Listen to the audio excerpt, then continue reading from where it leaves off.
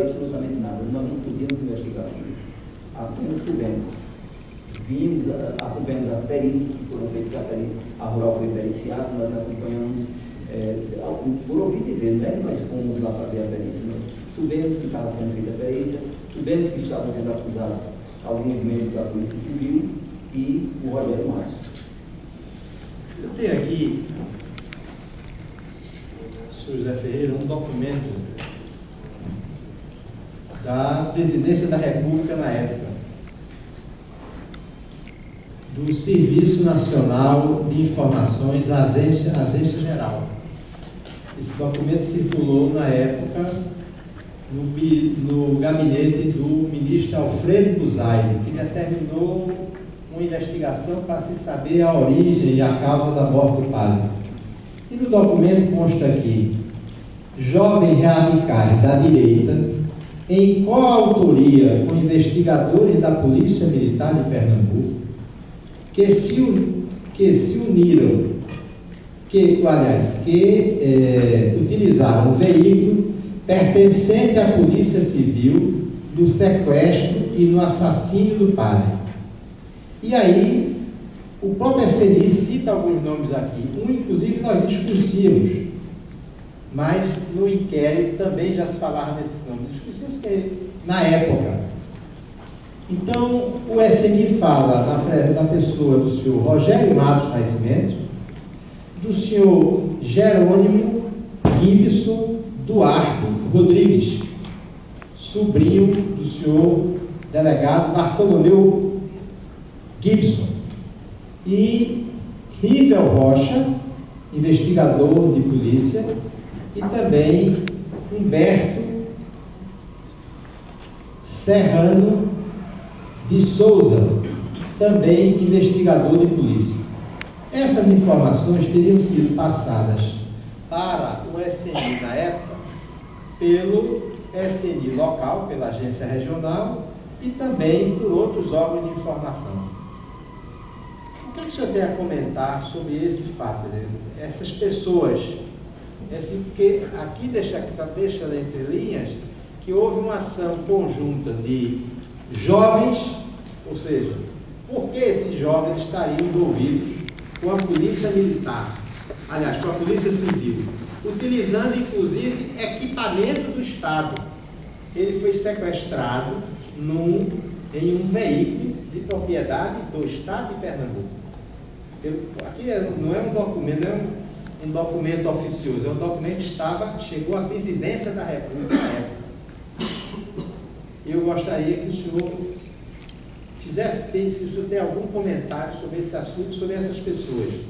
Rogério Matos, Jerônimo Gibson, Rivel Rocha e Humberto Serrano. Eu não conheço o documento, é surpresa também, eu não conhecia esse documento do SNI, mas olha, tem que. E agora o que eu tenho a dizer é que nós acompanhamos da segunda sessão a evolução das investigações promovidas pela Polícia Civil e que depois de algum tempo começou a surgir uma série de nomes. Dentre esses nomes surgiu o nome de Rogério e a história se produziu da seguinte maneira. O padre Henrique estava fazendo um trabalho junto aos drogados e alguns elementos da Polícia Civil que, inclusive, faziam parte do CCC, que era o caso do X9, eles se utilizaram da pessoa de Rogério para atrair. Estou dizendo isso porque foi a conversa surgindo na época. O Rogério teria atraído o padre Henrique e trouxe a pessoa do padre Henrique até a rural verde e branca. Quando o padre Henrique chegou na rural verde e branca, estaria dessa rural o X9 e o River Rocha. E aí cessou a ação de Rogério Matos nesse momento. Eles jogaram o padre para dentro da rural e sumiram com o padre. Só apareceu o padre morto no dia seguinte. Isso foi o que surgiu na segunda sessão e, inclusive, vieram informes de outros serviços que confirmavam mais ou menos isso. Nós não tínhamos grandes interesses, porque não faziam parte da investigação. Mas com o andar das diligências feitas junto à secretaria, aí confirmou que realmente a história teria sido isso, teria sido essa. O senhor conheceu o senhor Rogério Matos Nascimento? Nunca vi, doutor. Apesar de ter sido muito falado, mas eu nunca ouvi. E em relação à senhora de nome Risoleta, na época informante do DOPS, que inclusive chegou a acusar o senhor. Ela não era informante do DOPS, ela pertencia à segunda seção do 4º Exército. Eu conheci Risoleta quando houve o Congresso de Biúna, lá em São Paulo. A Polícia Militar de São Paulo fez uma busca lá no centro onde estava se realizando esse congresso e muitos fugiam. Daqui de Pernambuco, vieram para cá 11, não parece que me recordo que vieram 11 foragidos de lá de São Paulo. Quando esse pessoal chegou aqui, passou a ser procurado para que fosse preso. Ordens do comandante do 4º Exército. Então, o general que comandava a 7ª Região Militar aqui, falou com o coronel Gabriel Duarte Ribeiro para que ele cedesse um oficial que tivesse alguma experiência para efetuar a prisão desse pessoal, desses 11 ou 12 estudantes que pertenceram ao ex-congresso de Biúna. Então, nós fomos chamados do gabinete do comandante, que me levou pessoalmente à presença do comandante da 7ª Região. Quando nós chegamos lá, o general Bernardo W. Melo, que era comandante...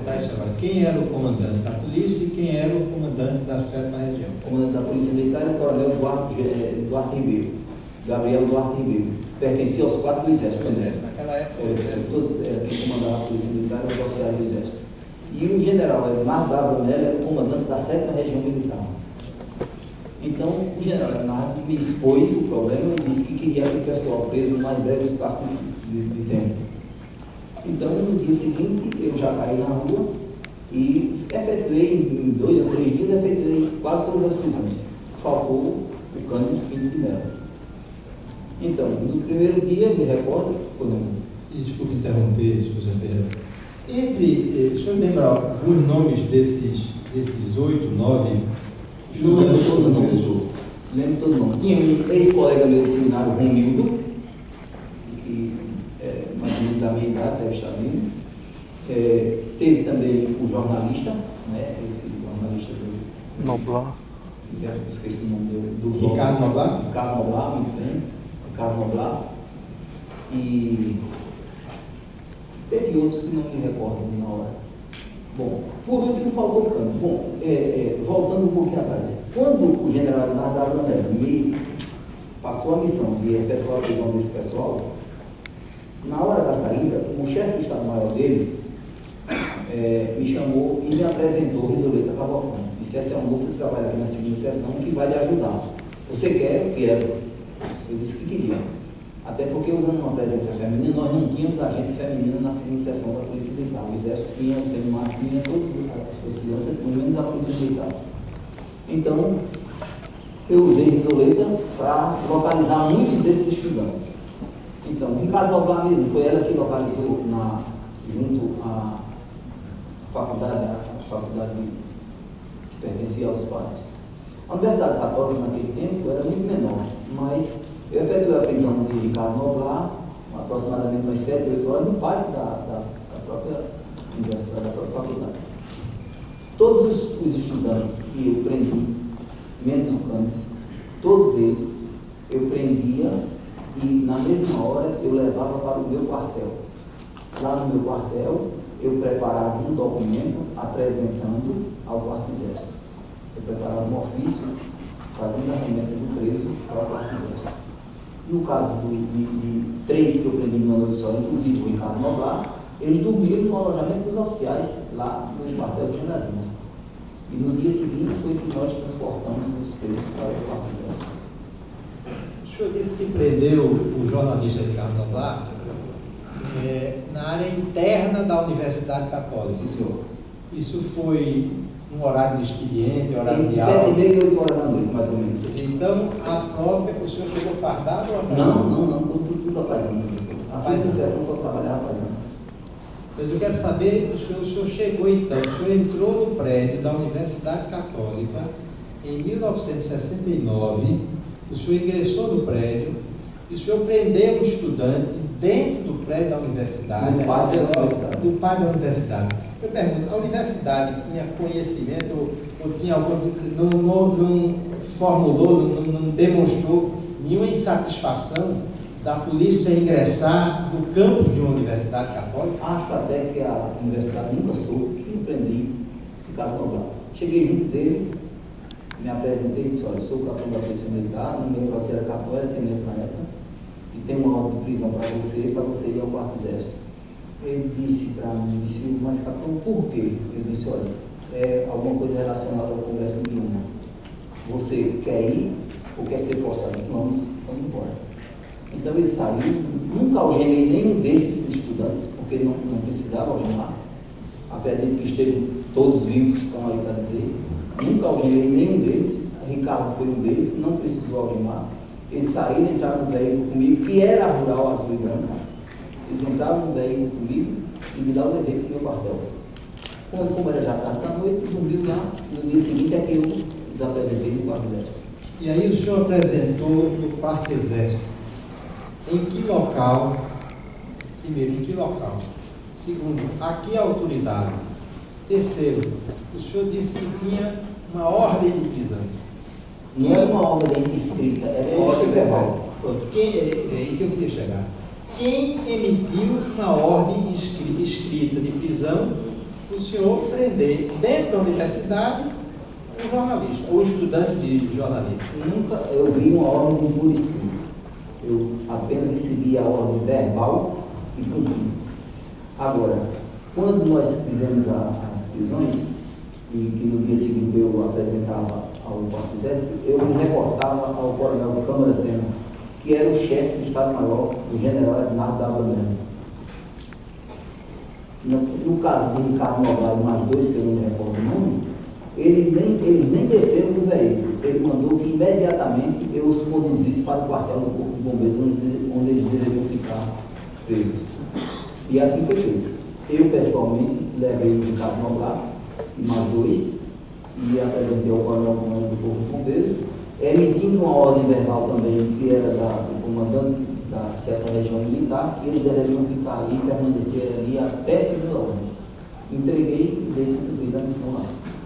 Isso foi com relação a 3, Ricardo Noblar e outros 2. E com relação aos outros 6, o senhor também teve a oportunidade de realizar a operação e prender essas pessoas, esses estudantes.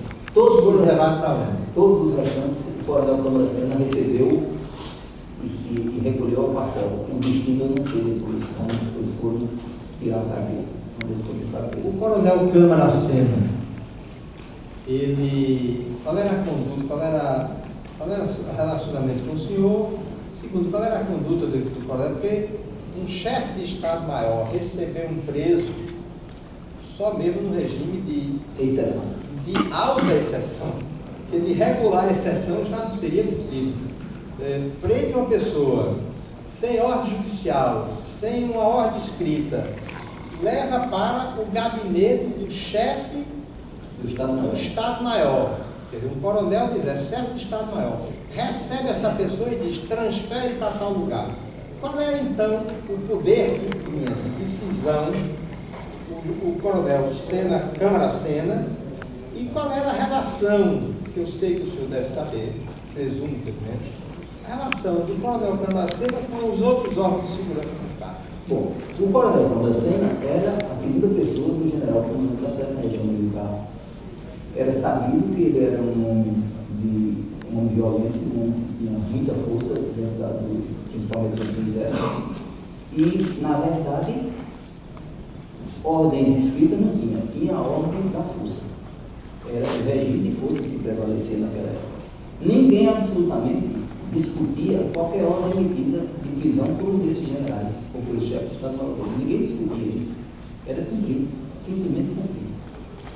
A Polícia Militar, na segunda sessão, quase não participava dessas operações de prisão, porque a Polícia Militar era meramente um órgão de informações. Trabalhava muito pouco. Eu fiz parte dessa exceção porque o general pediu, um oficial da Polícia Militar, que tivesse alguma experiência na rua para efetuar as prisões, e foi assim que eu fui para lá. Mas ninguém absolutamente discutia as ordens oriundas dos generais. Era para cumprir.